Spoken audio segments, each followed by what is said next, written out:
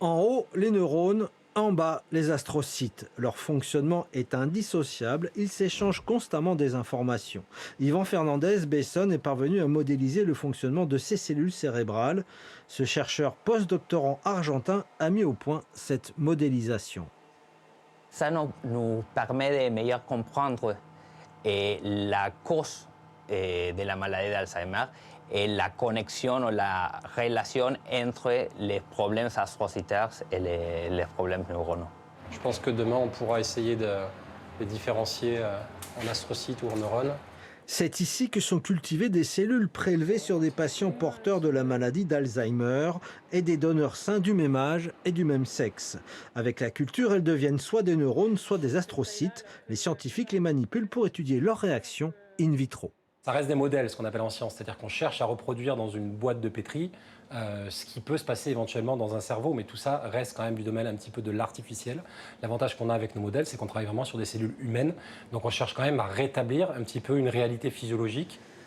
Les astrocytes sont des cellules indispensables au fonctionnement des neurones. En cas d'inflammation, elles protègent dans un premier temps, puis se mettent à dysfonctionner. Elles ont un rôle majeur dans le développement de la maladie d'Alzheimer. Le but des chercheurs dans ce laboratoire, c'est modéliser des petits cerveaux pour essayer de comprendre comment évolue la maladie. Ces recherches permettront peut-être d'agir sur les phénomènes inflammatoires dans le cerveau et prévenir le développement de la maladie d'Alzheimer. Et Paul Durano, membre de l'association A3 et surtout aidant, était l'invité de notre édition à midi. Il a mis en avant les difficultés que rencontrent les aidants. Je vous propose de l'écouter. Je pense qu'on va pouvoir surmonter tout ça et en fait on s'épuise.